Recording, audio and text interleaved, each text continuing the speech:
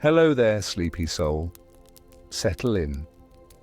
Take a deep breath in through your nose and let it out slowly.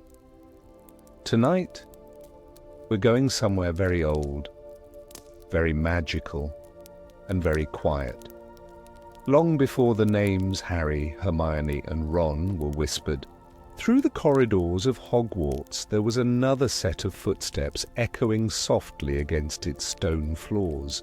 The very first students, children from distant forests, moonlit coasts, and quiet cottages, brought together by 4 founders who believed in something new, that magic, when nurtured with care and curiosity, could change the world. This is not a tale of danger or battles. No, this is a gentle journey, one of discovery, of candlelight dancing on parchment, of whispered lessons beneath enchanted ceilings, of children who wandered into the unknown and helped build something that would one day become a home for thousands. Tonight we walk those same halls through the soft golden light of memory. We will step into a castle still growing around them, its stones not yet finished humming with enchantment. We will meet the first students who cross the threshold, carrying satchels filled not with books, but with hope and wonder. And slowly, as the stars begin to rise above the turrets, we will uncover a secret left quietly behind, waiting to be remembered. Let the hum of the night surround you. Let the magic unfold at a pace that comforts you.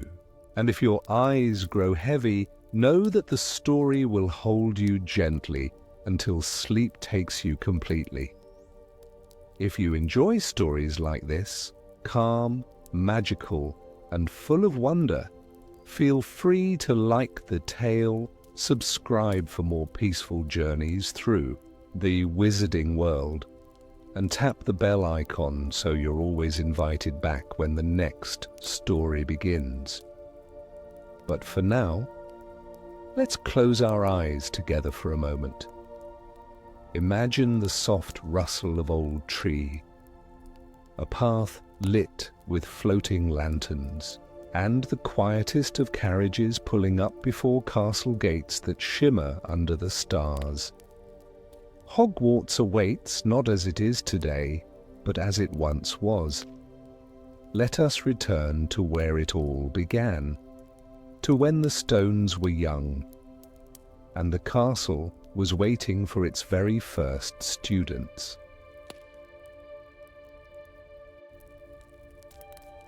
It was the end of summer when they arrived. The breeze that carried them across the countryside was warm, filled with the scent of leaves just beginning to turn. Overhead, the skies shifted between soft blue and early golden hues, and below, the path twisted through wild hills and old woods, guided only by magic. Among the handful of children travelling toward the new school stood Emrys Thistlewood, a quiet, thoughtful boy of 11 with moss-green eyes and hair the colour of ash bark. Emrys had grown up in the edge of a deep forest where the owls always sang at night, and the trees whispered secrets only the kind-hearted could hear. He'd always felt a gentle kind of magic beneath his fingertips, when he coaxed plants to bloom with his voice, or soothed the wind when it howled too loud outside his window.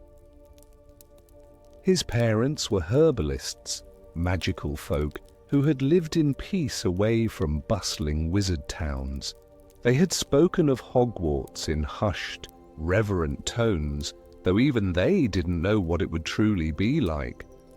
Emrys had left home that morning with a satchel of dried leaves, a wand carved from rowan wood, and a heart open to the unknown. Beside him in the enchanted carriage sat Lyra Wren, a bright-eyed girl with sun-freckled cheeks and curly brown hair tied back with ribbon. She came from a coastal village where gulls cried all day and the wind tasted of salt. Lyra had always had a talent for understanding animals, magical or not. Creatures who wouldn't go near anyone else would curl up at her feet. Her wand was made of ash and phoenix feather, and she carried with her a sketchbook filled with scribbled pictures of everything she hoped to find at Hogwarts: grand staircases, hidden doors, enchanted stairwells. Though Emrys and Lyra hadn't known each other before this journey, there was a quiet comfort in their companionship, the kind of gentle bond formed not through words, but through shared wonder. They had spent the ride marveling at the floating lanterns that lit the path ahead, the soft sway of the carriage, and the glimmers of magic woven into the very air around them. When the castle first came into view, rising slowly above the misty lake, its towers glowing like lanterns in the dusk, they both fell silent. Not out of fear, but awe. Even unfinished, the castle felt alive, like it had been waiting for them. Behind them rode a few more young witches and wizards, each with their own spark, their own quiet story. But for now, it is Emrys and Lyra we follow. Two children with gentle hearts and curious minds. Two of the very first to walk through the great doors of Hogwarts, not knowing what they would find, only knowing that something magical was beginning, and that they had been chosen to be part of it. The moment Emrys and Lyra stepped through the towering doors of the unfinished castle, they were wrapped in a hush deeper than silence. It wasn't an emptiness, it was something more like listening. As though the stones themselves were waiting, quietly curious about their new guests. There was no crowd, no hustle. Only a soft breeze drifting through high archways and the gentle creak of wood from scaffolding above, where bits of ceiling still awaited final enchantments. The warm light of hovering lanterns filled the halls, casting long, sleepy shadows across flagstone floors that still smelled faintly of fresh mortar and morning dew. They had arrived, the first of them. Emrys breathed deeply, the scent of wood, polish, candle wax, and something older, something almost like the scent of pages that hadn't been written yet, filling his senses. Lyra stood beside him, eyes wide, turning slowly in a slow circle beneath the high ceiling of the entry hall. "This place," she whispered. "It feels like a dream someone hasn't finished having." Emrys smiled faintly. "Or one we're just beginning." They were greeted not by a grand assembly, but by the founders themselves. Godric Gryffindor stood tall in warm red robes trimmed with golden thread, his smile wide and open like a crackling hearth on a winter morning. Rowena Ravenclaw, elegant and graceful, watched the students with eyes as deep as twilight, her silver circlet glinting softly. Helga Hufflepuff gave the warmest welcome, her hands still dusted with flour from the kitchens, and her voice kind, enough to settle even the most fluttering nerves.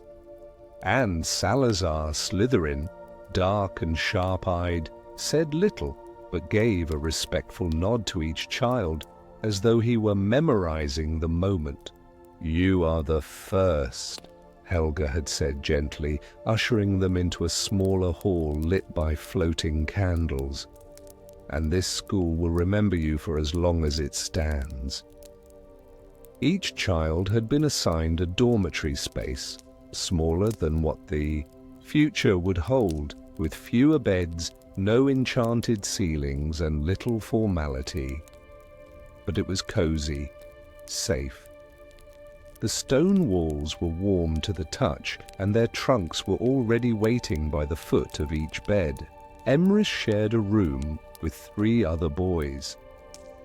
Lyra slept in a tower with 2 girls and a little silver cat who had made itself at home on her pillow.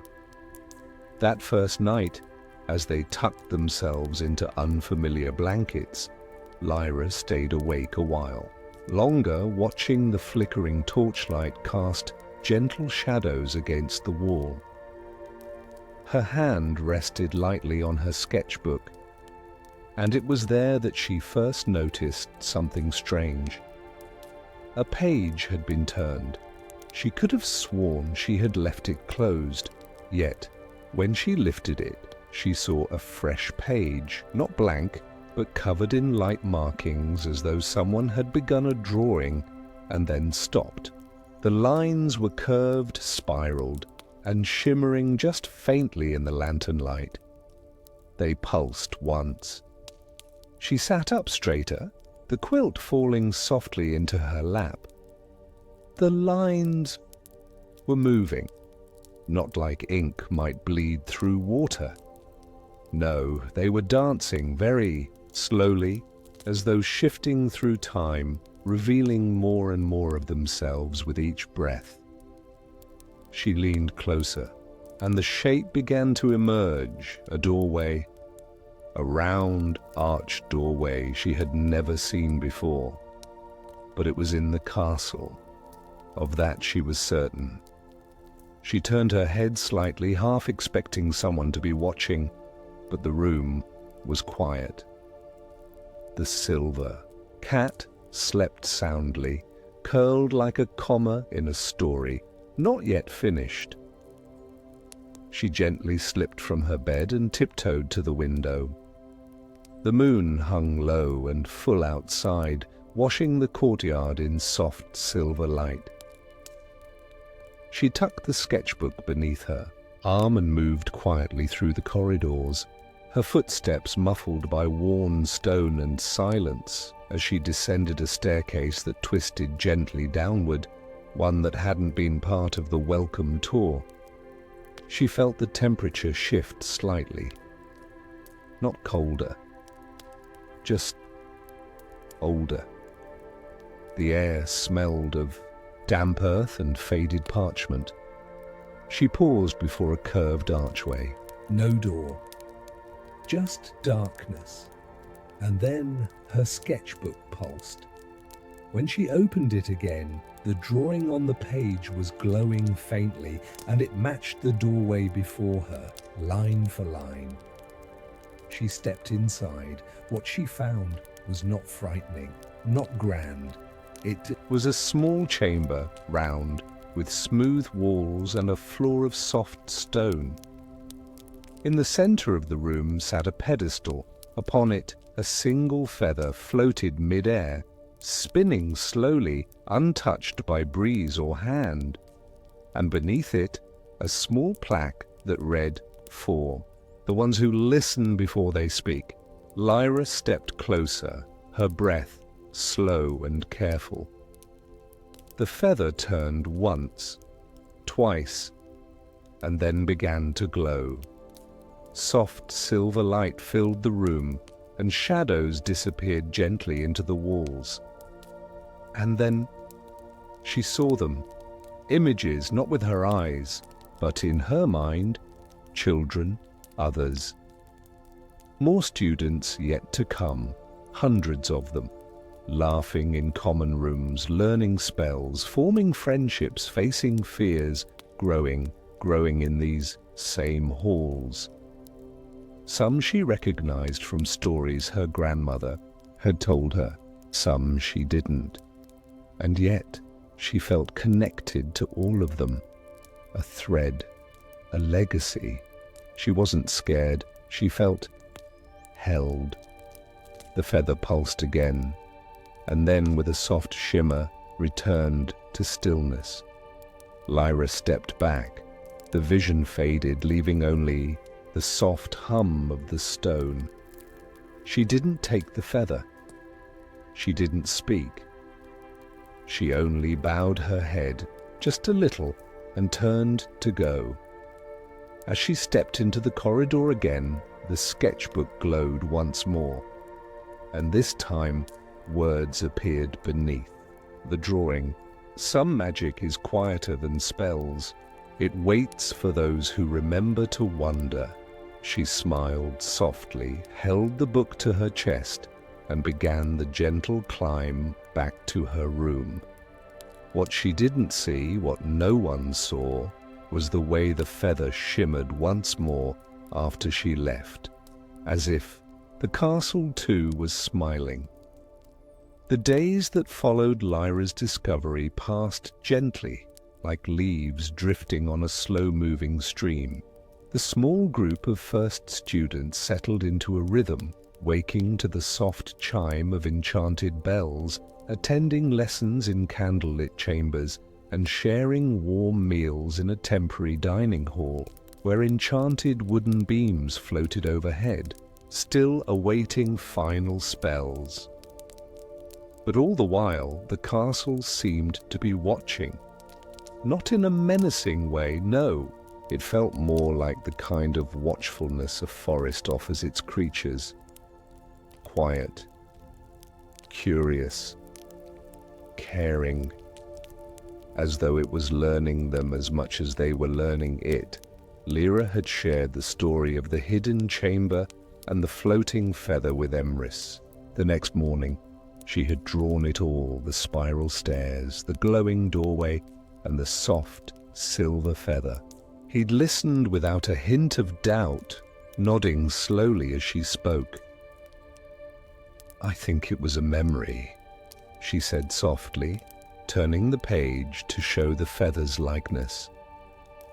But not of something that already happened. It felt more like something the castle remembers before it happens. Emrys had thought for a long moment before answering. Or something it's hoping for. Later that day, during a quiet afternoon herbology lesson with Helga Hufflepuff herself, Emrys noticed something strange. While harvesting moonbloom petals in the greenhouse, tiny star-shaped flowers that only opened under moonlight, he saw a flicker in the glass. Not a reflection, not a trick of the light. It was an image, a soft silhouette, a door, unlike any he had seen before. It was etched into the fog of the glass just for a moment, and like Lyra's sketch, it pulsed with faint light just once, then vanished. He didn't tell anyone at first, not because he was afraid, but because he understood now. The castle was speaking, and its voice was soft. That evening, while others played with enchanted marbles near the hearth, Emrys slipped quietly from the common room. Lyra, sensing something, unspoken, followed with a smile and her sketchbook tucked under one arm. They wandered the eastern corridors of the castle, where the walls were still half-finished, their surfaces bare of portraits or tapestries. Moonlight drifted through the tall windows, and the floor hummed beneath their feet. Eventually they came upon a corridor they hadn't seen before, not because it was hidden, but because it hadn't been there. New stone, freshly carved yet already warm. The air around it tingled with the shimmer of newly woven magic. At the end of the corridor stood the door from Emrys's vision, rounded at the top.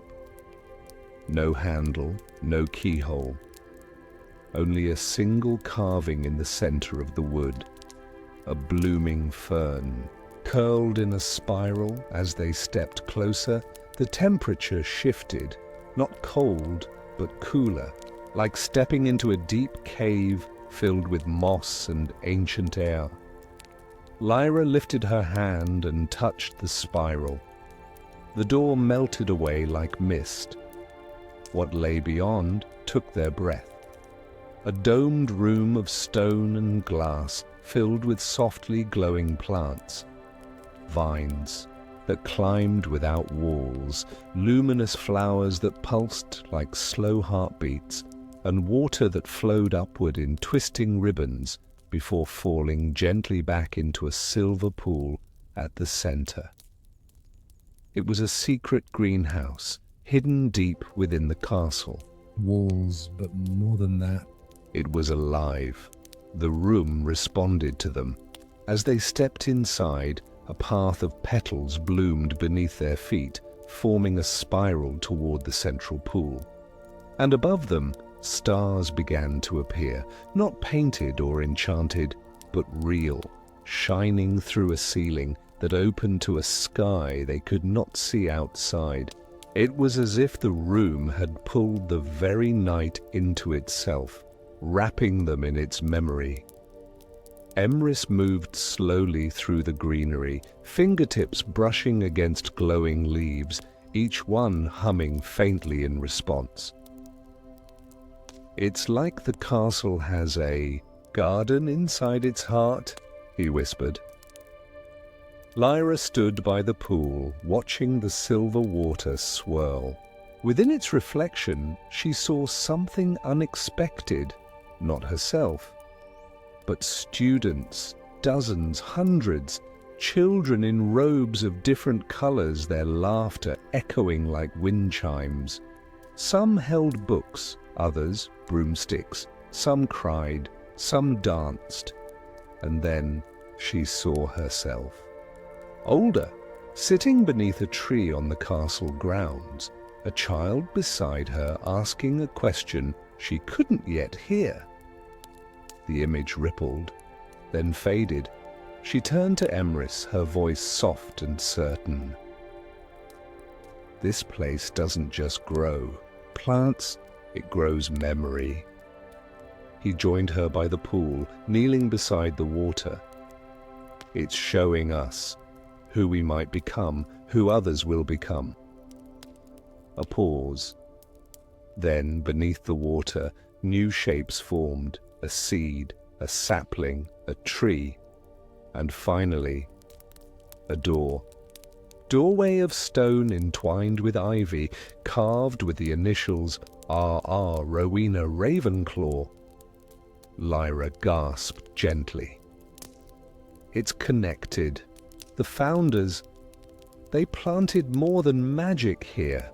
Emrys leaned closer. "They planted secrets, waiting to be found when someone was ready to see." The water shimmered once more, and then stilled. The plants quieted, the stars dimmed, and the door behind them appeared once again. It was time to leave. But as they stepped through it, the silver pool sent one last ripple across the stone floor, and something small floated gently to the edge, a single glowing seed. Emrys bent to pick it up, but the moment he touched it, it vanished into his palm, absorbed like water into soil. He felt no pain, only warmth and a voice, not loud, not human, but kind. "Grow well." He looked to Lyra, who had heard it too. They didn't speak for a long time as they returned to the dormitories, but they knew something had changed, not just in them, but in the castle. It had trusted them again, offered them another piece of itself, not to take, but to understand. And that night, as they lay beneath woolen blankets and listened to the soft creaks of a castle still settling into being, they dreamed not of spells or flying or potions, but of roots and branches and doors hidden in stone, waiting for the next pair of students. Who would listen closely enough to hear the quiet magic still unfolding? The days after the hidden garden passed softly, each one unfolding like a page in a book, written by the castle itself. Morning lessons filled with gentle discovery, meals filled with shared laughter and quiet friendships, and nights filled with whispered wonder about what might be hidden around the next turn in the corridor. Emrys and Lyra carried their secrets, carefully, not with fear, but with the reverence one offers a delicate memory. They spoke of it only in hushed tones when alone, revisiting their thoughts beneath windows warmed by morning light, or tucked into quiet corners of the library, where scrolls and floating candles seemed to listen more than flicker. The castle had become more than just their school.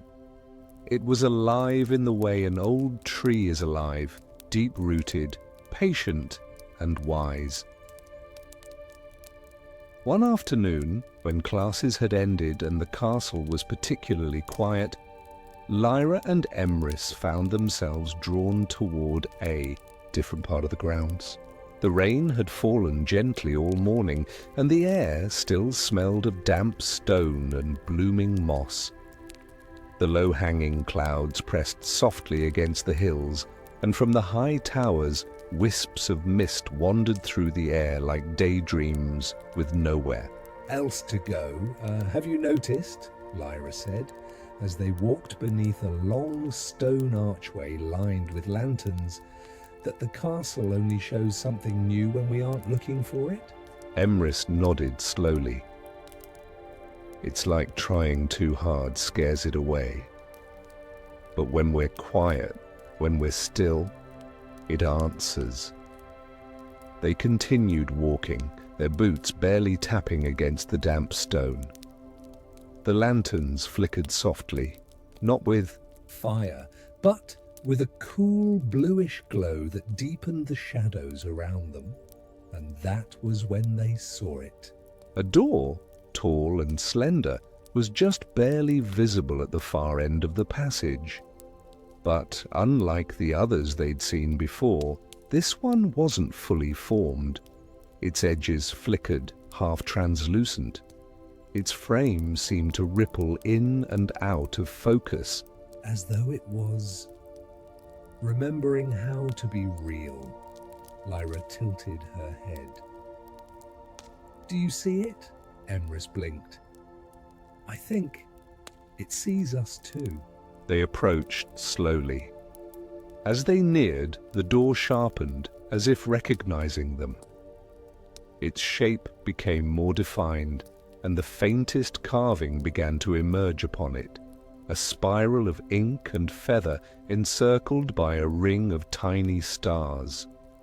But the moment they reached out to touch it, the air shifted, not with cold or heat, with memory.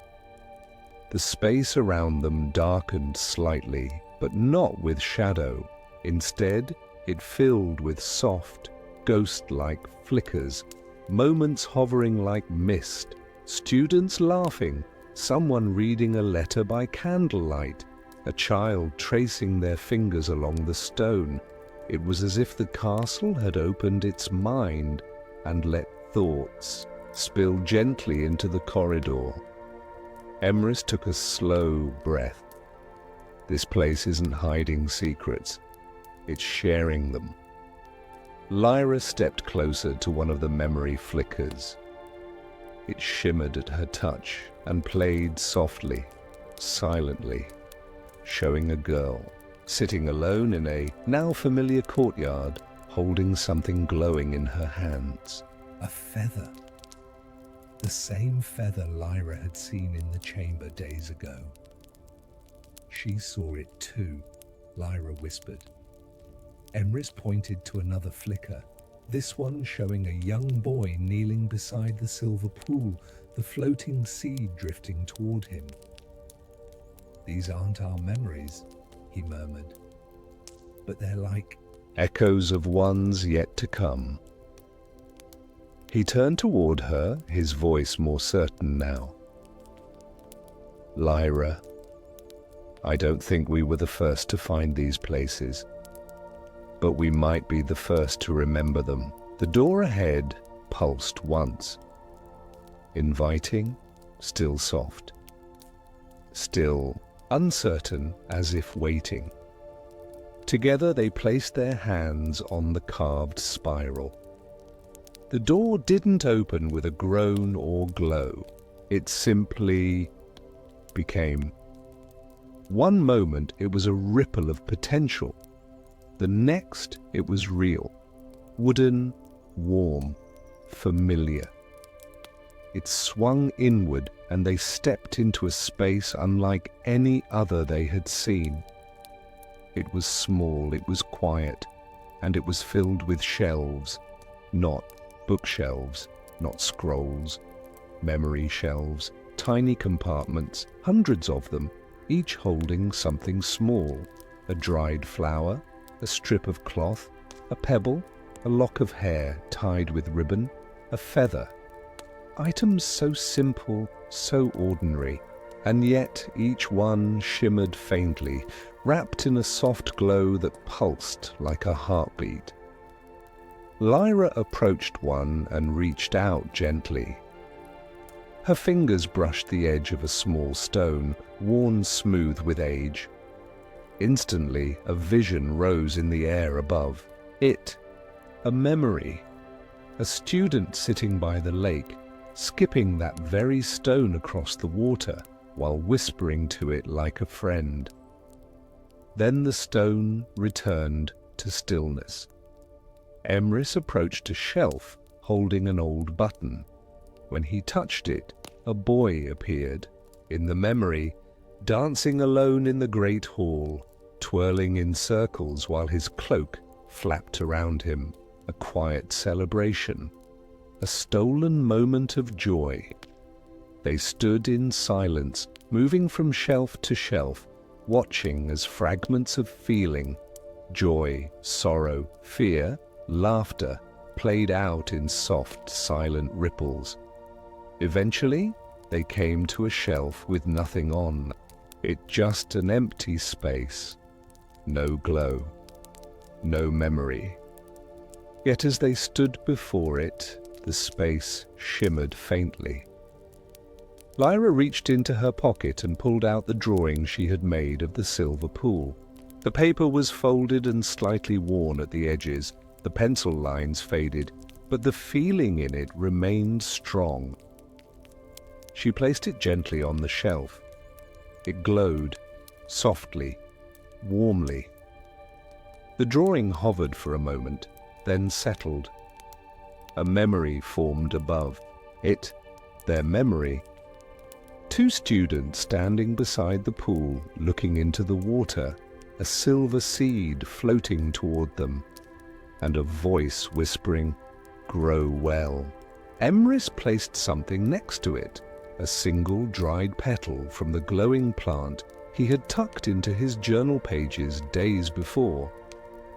Another ripple of memory emerged, a quiet moment in the greenhouse, the laughter of leaves, the peace of discoveries.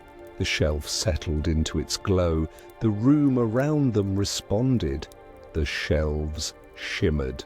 The air grew stiller, and from somewhere deep within the walls, a hum began to rise. Not loud, not urgent, just present. The castle was remembering, accepting, and gently it was beginning to give something back. A small drawer opened near the far wall. Inside it lay a tiny silver charm, shaped like the castle itself, its turrets wrapped in vines. Neither Emrys nor Lyra touched it. They simply looked, and the charm glowed once. Then slowly, gently, the door behind them reopened. The memory room faded into the corridor, and the hush returned. A hush filled not with silence, but with the knowing that something beautiful had just been understood. Together they walked back through, the softly glowing halls. No rush, no urgency, just quiet steps echoing through stone. As the castle whispered, "Thank you." The morning light spilled softly through the tall windows of the unfinished west wing, casting ribbons of gold across the floor where dust still danced lazily in the sun. The castle was quieter than usual, as if it too had risen slowly, stretching its walls and staircases like limbs waking from a long sleep. Emrys and Lyra sat on the edge of a long corridor, their backs against a sun-warmed stone wall, books open on their laps, but neither was reading. Instead, they were talking in hushed voices about what to do next. "The castle gave us the memory room," Emrys said, his voice slow and thoughtful. "It let us see what others left behind. Maybe now it's waiting to see what we'll choose to create." Lyra's fingers played absently with the corner of her sketchbook. "I've been thinking the same. It keeps showing us things, but it hasn't told us where to go now. I think it's letting us decide."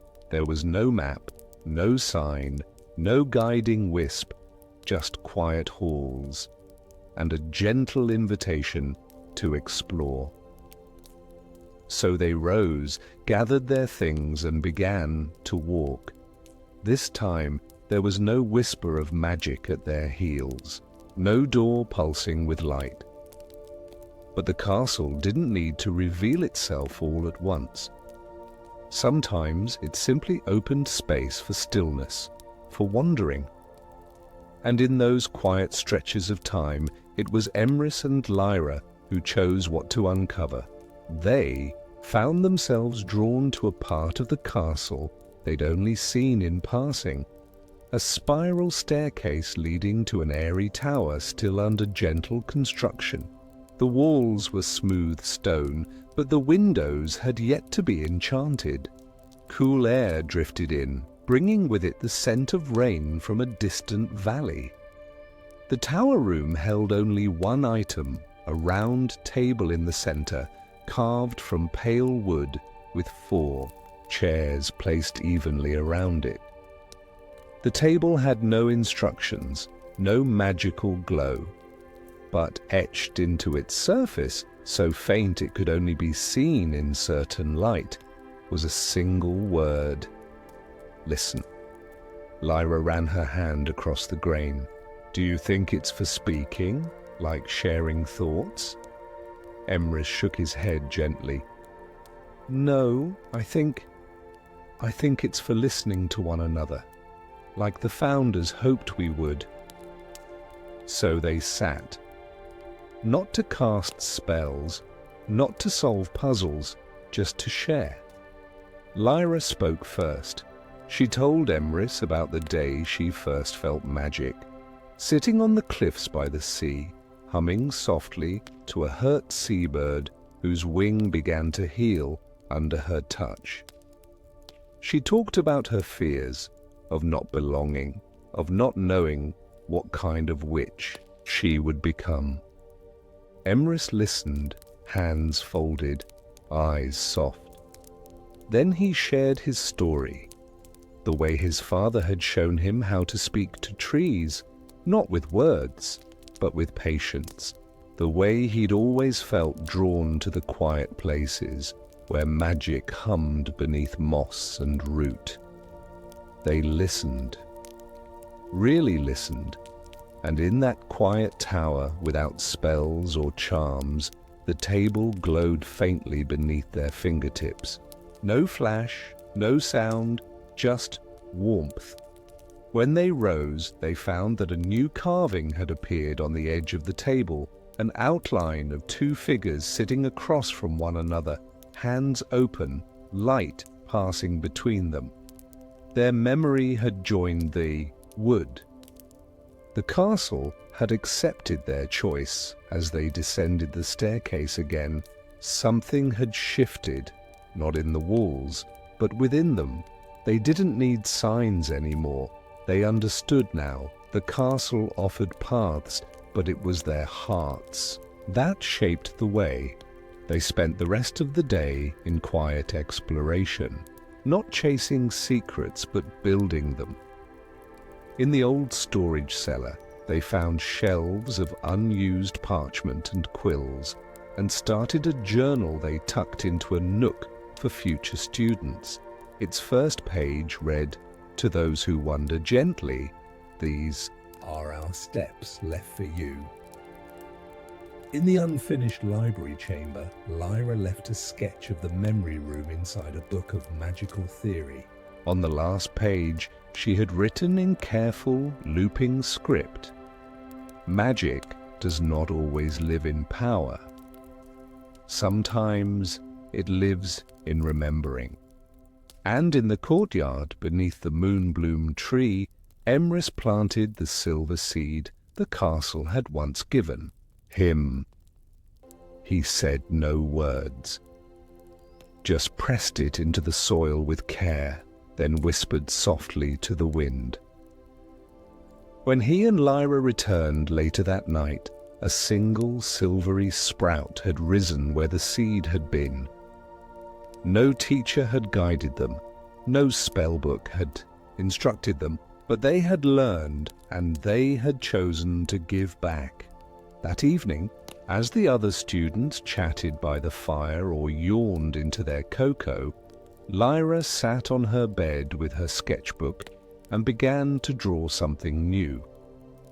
Not the castle, not its hidden rooms, but people, faces of the first students, their eyes wide with wonder, their hands brushing stone, their hearts lit by something soft and magical. She drew Emrys planting the seed. She drew herself at the silver pool. She drew the feather, and the table, and the charm. And then she drew a door, not magical, not glowing, but wide open, with footprints leading through it. When she finished, she smiled quietly and gently tucked the sketchbook beneath her pillow. Across the room, the little silver cat slept peacefully, curled into a spiral. The castle said nothing, but if it had, it would have whispered, "They are choosing well." The castle had grown quieter as autumn crept closer. Mornings carried a chill that curled around windows, and golden leaves scattered gently across the outer courtyards.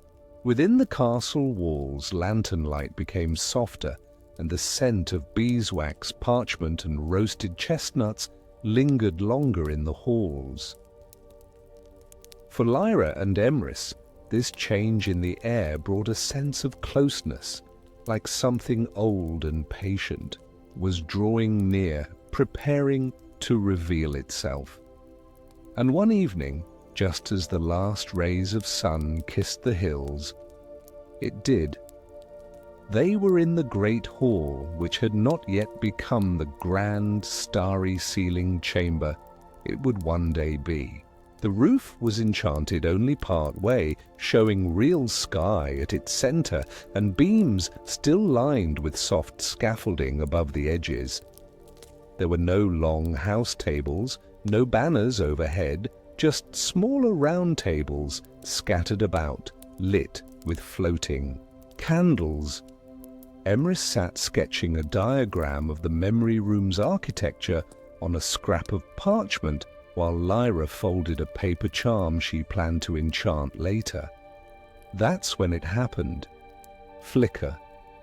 Not in the candlelight, but in the center of the hall, where the moonlight spilled through the half-open ceiling, creating a silver pool across the floor.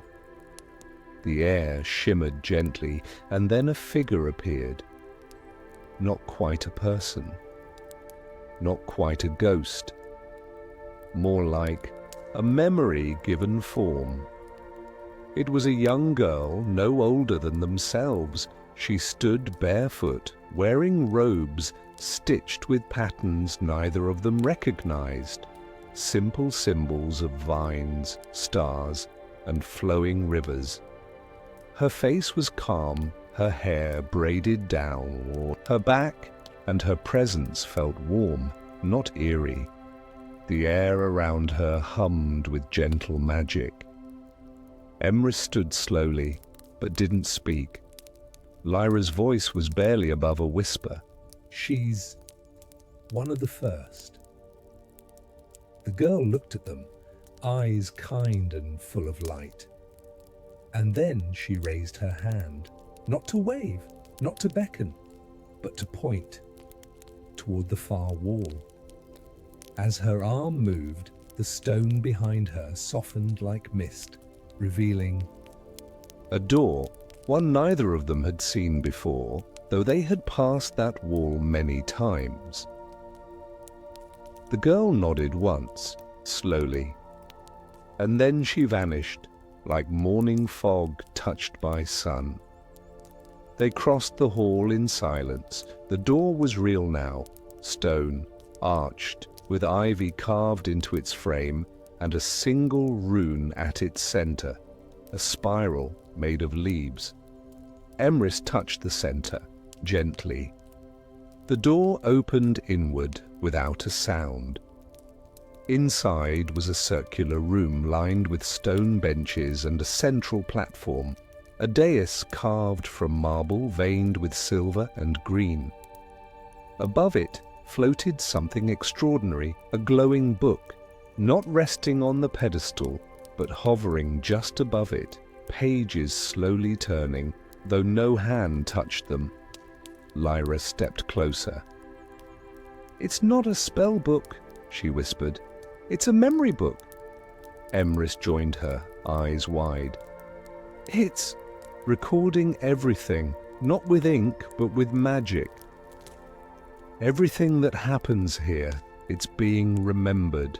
They stood together in front of it, and the pages shifted once more. A memory appeared in the air, soft and translucent like fog under moonlight. It showed the girl who had pointed them here. She was planting something in a small pot on a windowsill.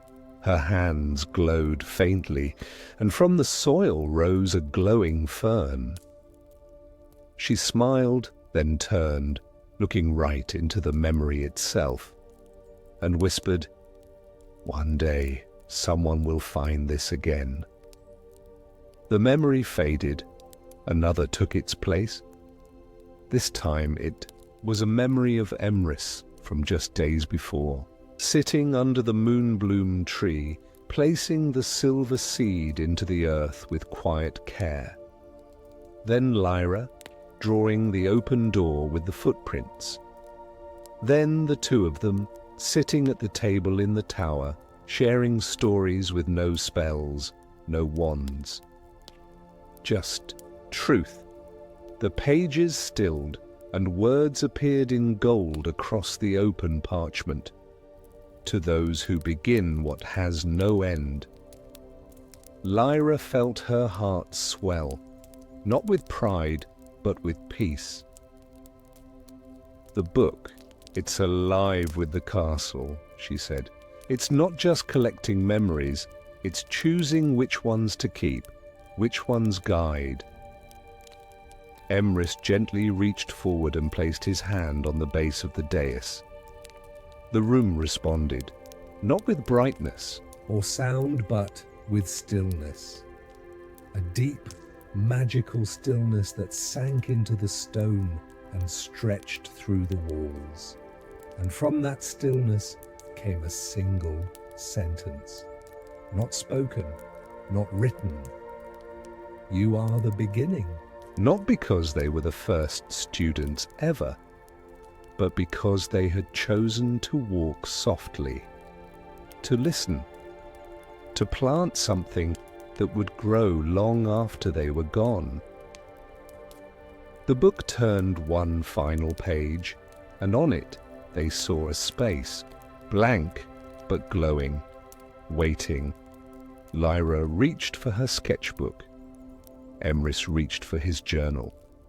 They didn't speak as they placed their drawings, their thoughts, their memories into the silver slot beneath the dais. But as they stepped back, the page filled itself, soft lines appearing in shimmering ink, forming their names, their footsteps, their story. It wasn't about recognition, it was about belonging, about knowing that they were now part of the castle, that their kindness, their curiosity, their gentle steps had become part of something vast and ancient and magical. They turned to leave, the door opening softly ahead of them. Behind them, the book continued to turn. Slowly, quietly, and the castle remembered. The silver door closed gently behind them, melting once more into the stone wall of the great hall. The memory book, the dais, the quiet magic, all of it faded softly into the background, like a lullaby drifting off into a distant room. The hall was calm again, lit only by flickering lanterns and the real stars overhead, slowly appearing in the unfinished ceiling above. Lyra and Emrys stood still for a long moment, allowing the hush to settle around them. Neither one spoke. There was nothing more that needed to be said. They felt complete, as though they had reached the final page of a very old story that had waited many years for someone to finish it. The night had deepened into full darkness now, and the castle felt more peaceful than ever. A few other students had already retired to their beds. The fireplaces crackled softly in nearby rooms, and the corridors echoed with only the soft rustle of cloaks or the distant yawn of a sleepy owl.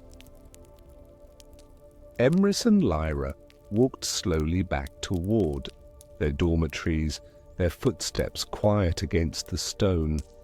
They didn't rush. The pace was gentle, like a walk through a dream where time didn't press and the air asked for stillness. They passed familiar places.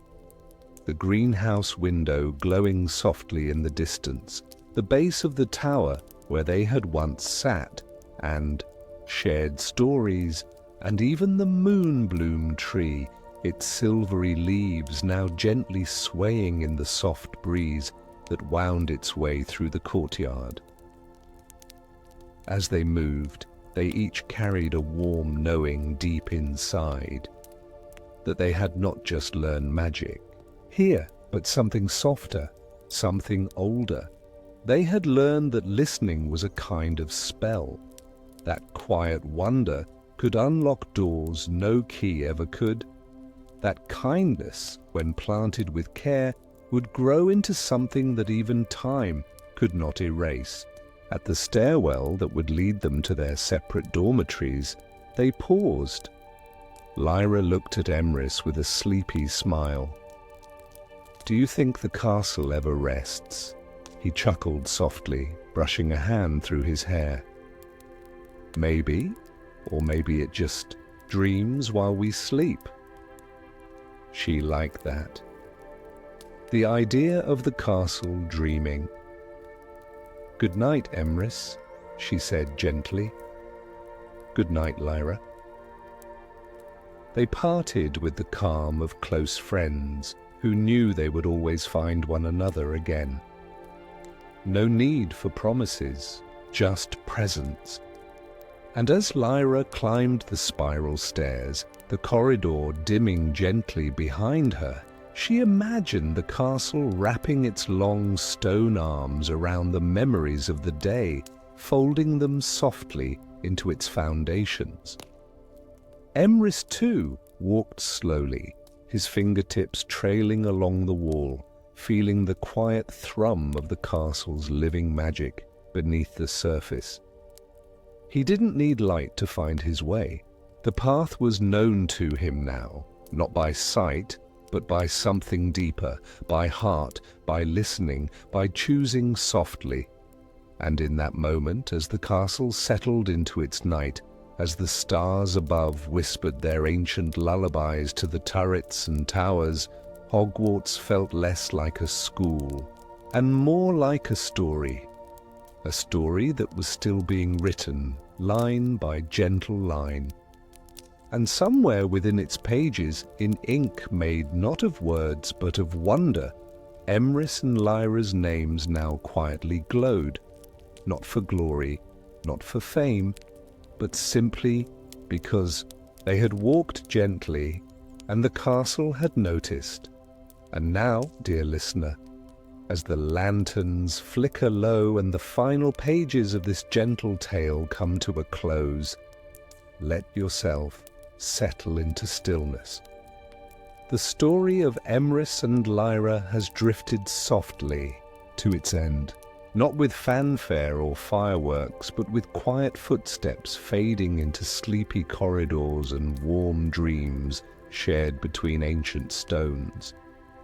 They were never meant to be heroes of grand battles or wielders of fame. Their magic was softer in the choices they made, the kindness they offered, and the ways they listened to a castle still finding its voice. The walls of Hogwarts hold many secrets, it's true, but they also hold memories, quiet ones, like the sound of laughter beneath moonlight, or the whisper of parchment turning in a forgotten library corner. And now yours joins them too, because as you listened, you walked with them. You stepped into the memory garden. You placed your hand on the glowing door. You stood before the memory book and chose to believe, and that in itself is a kind of magic. So let your breathing slow. Let the softness of the story settle into your thoughts, wrapping you gently like a woolen cloak against the night's chill.